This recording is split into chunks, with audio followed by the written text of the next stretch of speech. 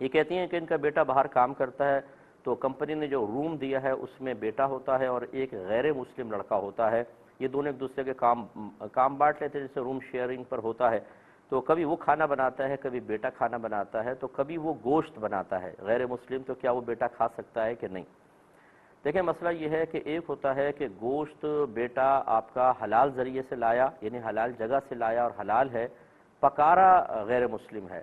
تو غیر مسلم کے صرف پکانے کی وجہ سے گوشت میں کوئی حرمت پیدا نہیں ہو جاتی ہے، وہ یہ دونوں کھا سکتے ہیں۔ لیکن اگر فرض کر لیں کہ وہ غیر مسلم ہی کوئی جانور ذبح کر کے لاتا ہے یا وہ کہیں سے لے کر آیا اور وہ بناتا ہے، تو غیر مسلم کا گوشت نہیں کھا سکتے ہیں۔ اور اگر وہ کہتا بھی ہے کہ یہ حلال ہے تو یہ دیانات کے مسئلے ہوتے ہیں، یعنی حرام، حلال، پاک، ناپاک، یہ دیانات کے مسائل کہلاتے ہیں اور اس میں کافر کی خبر کا اعتبار نہیں ہوتا ہے، اس لیے پھر اجتناب کرنا ہوگا گوشت کے معاملے میں۔ باقی جو سبزی ہیں، دالیں وغیرہ وہ کھا سکتے ہیں، اور گوشت میں بھی اگر یہ بیٹا لا کر دیتا ہے مکمل اطمینان ہے کہ حلال ہے، تو صرف کافر کے پکانے سے کوئی فرق نہیں پڑتا، اس کو کھا سکتے ہیں۔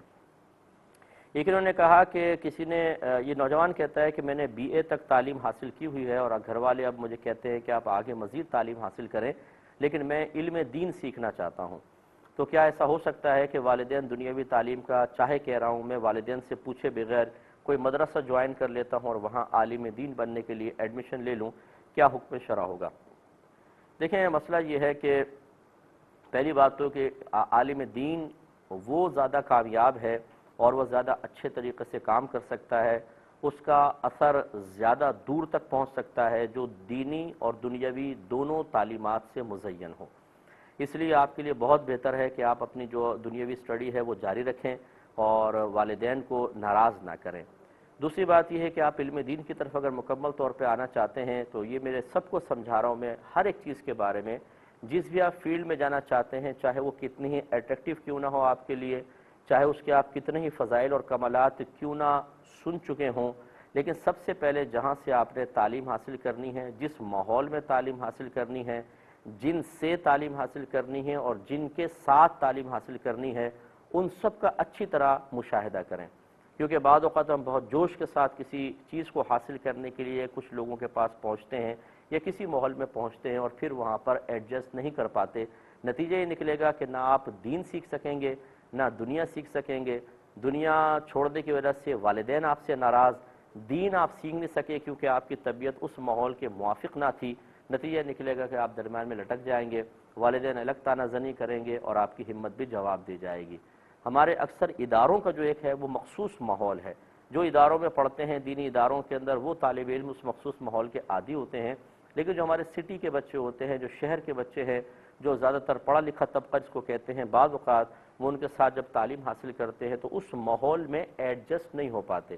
میں ماحول کو خراب نہیں کہہ رہا ہوں، میں صرف یہ عرض کر رہا ہوں کہ ایڈجسٹ نہیں ہو پاتے، کیونکہ اسکول، کالج، یونیورسٹی کا ماحول بالکل علیحدہ ہوتا ہے اور دارالعلوم اور مدارس کا ماحول بالکل علیحدہ ہوتا ہے۔ بعض اوقات ہم صرف علم دین کی محبت میں ایسے ماحول میں پہنچ جاتے ہیں، پھر ہم یقینی سی بات ہے مینٹیلٹی نہیں ملتی ہے، طبیعتیں نہیں ملتی ہیں، ذہنی ہم آہنگی نہیں ہو پاتی ہے اور پھر ہم پچھڑ جاتے ہیں۔ پھر یاد رکھیں کہ جب آپ علوم دینیہ کی طرف آئیں گے، خاص طور پہ عالم بننے کی طرف، اور عربک گرامر سے اس کا آغاز ہوگا۔ بعض ہمارے نوجوان سمجھتے ہیں قرآن پڑھیں گے، حدیث ہوگی، تفسیر ہوں گی اور حدیث کی شرح ہوں گی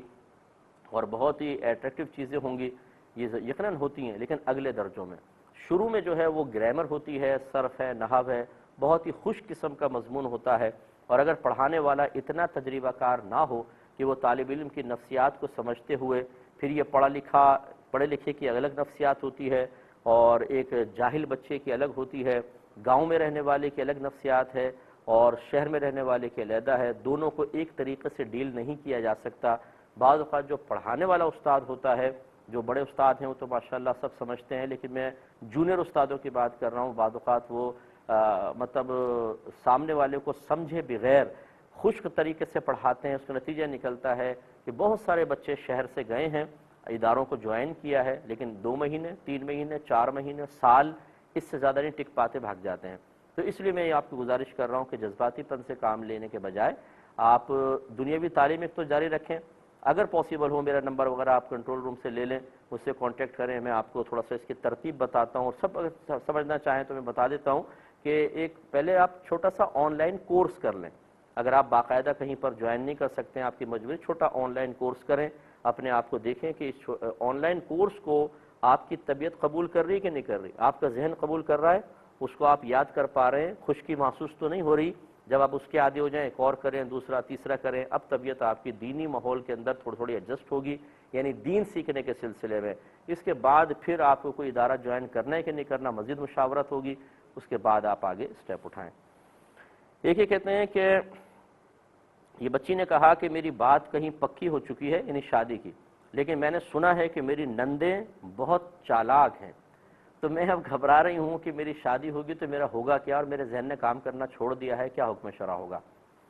دیکھیں بیٹا، یہ تو مطلب آفات و بلیات جو ہیں یہ تو ہر ایک کے ساتھ ہیں. مطلب نندوں کو نہیں کہہ رہا ہوں، مطلب مراد یہ ہے کہ جو بھی بچی اپنے سسرال جاتی ہے ہر چیز اس کو طبیعت کے موافق اور اپنی مرضی کے مطابق ملے، یہ ضروری نہیں ہے. کچھ شوہر میں مسائل ہوتے ہیں، کبھی ساس میں ہوتے ہیں، نندوں کے ہوتے ہیں، اس گھر کے ماحول میں ہوتے ہیں، اور کبھی وہ بہت اچھے ہوتے ہیں، خود بہو کے اندر مسئلے ہوتے ہیں، ہو سکتا ہے آپ میں بھی مسائل ہوں، تو گھبرانے کی بالکل ضرورت نہیں. وہ نندے ہیں، کچھ چڑیلے نہیں ہیں، وہ انسان ہی ہیں. آپ ان کے درمیان پہنچے، آپ کا پیار، محبت، آپ کا اخلاق اور آپ کی ملنساری انہیں اپنا بنا لے گی. اور اگر آپ شروع سے یہ ذہن بنائیں گے کہ نہیں بہت چلاک ہیں اور میرا گھر خراب کریں گے اور یہ، تو آپ ٹینشن میں آئیں گی، اور پھر آپ دو چار سے مشورے کریں گی، وہ یہی کہیں گی کہ دیکھو ان سے بچ کر رہنا، اور یوں کرو اور یوں کرو، اور آپ جا کر انہیں سمجھے بغیر وہ احتیاطی تدابیر اختیار کرنا شروع کر دیں گی، اور پھر ہوگا کلیش، پھر ہوگا ٹکراؤ، پھر آپ کے شوہر کے پاس شکایتیں پہنچیں گی، آپ کی طرف سے بھی ان کی طرف سے بھی، اور گھر خراب ہوگا. بالکل نہ گھبرائیں، اللہ کا نام لے کے آپ جائیے اور ان کو اپنا بنائیں. ساس بھی آپ کی اپنی والدہ کی طرح ہو جاتی ہیں، نندوں کو اپنی بہن بنائیں اور ان سے پیار محبت کا معاملہ رکھیں. انشاءاللہ پھر دیکھیں شوہر بھی قابو میں رہے گا اور گھر میں بھی آپ امن سے رہ سکتی ہیں. ورنہ ٹکراؤ کی سیاست اگر آپ کریں گی تو کبھی بھی کامیابی نہیں ہوگی. ایک ہی بہن نے کویسچن کیا تھا کہ ان کے شوہر یو کے میں ہوتے ہیں، انہوں نے کہا ہے کہ آپ، یہ پاکستان میں غالباً ہوتی ہیں، کہ آپ میری والدہ یعنی ساس کے ساتھ عمرے پہ چلیں اور میں وہاں سے پہنچ جاؤں گا. یہ کہتی ہیں میری 28 سال عمر ہے اور ساس میری 40 سے ابو ہے، تو میں جا سکتی ہوں کہ نہیں. دیکھیں حکم شرع تو یہی ہے کہ عورت بغیر محرم کے مسافرت اختیار نہیں کر سکتی ہے. لہذا چونکہ آپ 28 سال کی ہیں اور خود آپ کی ساس بھی اتنی زیادہ ایج کی نہیں ہے، لہذا دو عورتوں کا بغیر محرم کے گھر سے نکلنا یہ سخت گناہ ہوگا، سرکار کی نافرمانی ہوگی. انسان ایک رحمت کے مقام پہ جا رہا ہے، رحمت حاصل کرنے جائے اور اس کی ابتدا ہی ایک حرام اور گناہ پر رکھے، ایک فعل پر رکھے، یہ قطعاً غیر مناسب ہے. آپ شوہر سے کہیں اس طرح ہمارا آنا جائز نہیں ہے. کوئی لے کر جائیں آپ ساتھ، محرم ہونا چاہیے.